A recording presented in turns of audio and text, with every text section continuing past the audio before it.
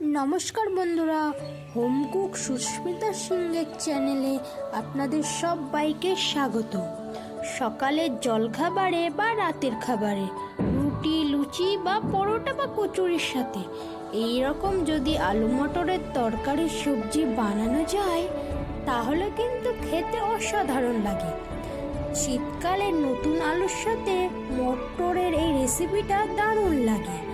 চটজলদি এই মটর আলুর সবজি বা আলু মটরের সবজি দেখে নেওয়া যাক আমার এই আজকের ভিডিওতে। আপনাদের যদি রেসিপিটি ভালো লেগে থাকে তাহলে কমেন্ট করে জানাবেন। তো দেখে নেওয়া যাক। প্রথমে আমি দুটি আলুকে কেটে প্রেসার কুকারে সিদ্ধ করে নিয়েছি আর লবণ দিয়ে।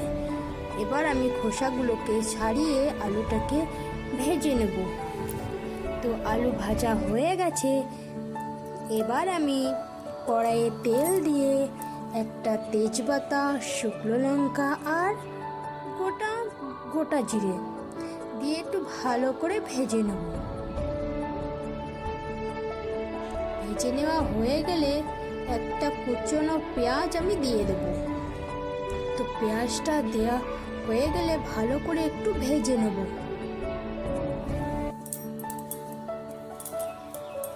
পেঁয়াজ ভাজা হয়ে গেলে এবার আমি একটা টমেটো কেটে নেব। টমেটো কেটে দিয়ে দেব। তো ভালো করে আবার একটু নেড়ে নেব।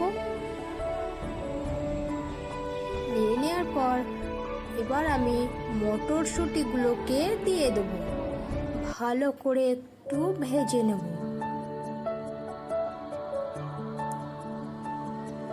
সমস্ত কিছু যখন ভালো করে ভাজা হয়ে যাবে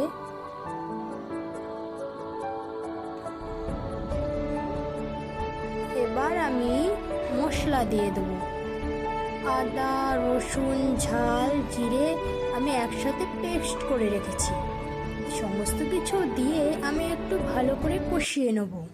কষানো হয়ে গেলে আমি একটু সামান্য পরিমাণে জল দিলাম, কারণ নিচে না আটকে যায়, সেই জন্য সামান্য পরিমাণ জল দিয়ে আমি একটু নেড়ে নেব।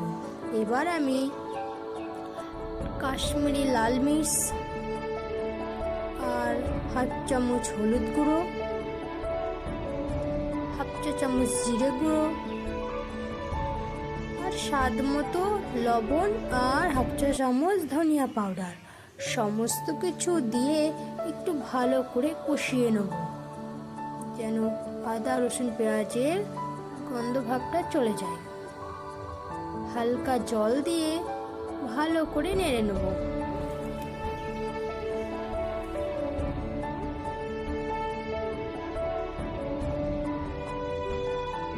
তো ভালো করে কষানো হয়ে গেছে। এবার আমি আগে থেকে ভেজে রাখা আলুগুলোকে দিয়ে দেব। সমস্ত কিছু একসাথে একটু নেড়ে নেব।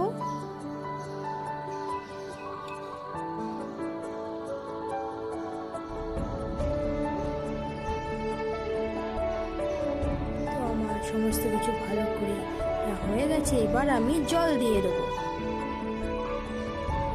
তো জলটা আপনাদের পরিমাণ মতো দিয়ে দেবেন। এখানে আমি 2 কাপ মতো জল ব্যবহার করেছি। এবার আমি 2 মিনিটের জন্য হতে দেবো। 2 মিনিট পর আবার ফিরে আসছি। তো সব কিছু ভালোভাবে সিদ্ধ হয়ে গেছে।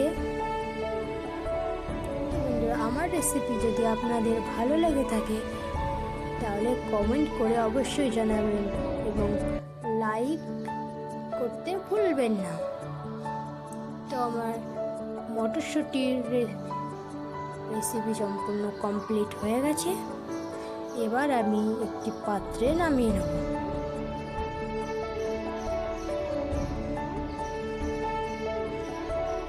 আপনাদের ভালো লাগলে আপনারা এইভাবে বাড়িতে বানিয়ে দেখুন, ভালো লাগবে। এবার আমি গরম মশলার গুঁড়ো দিয়ে নামিয়ে রাখবো।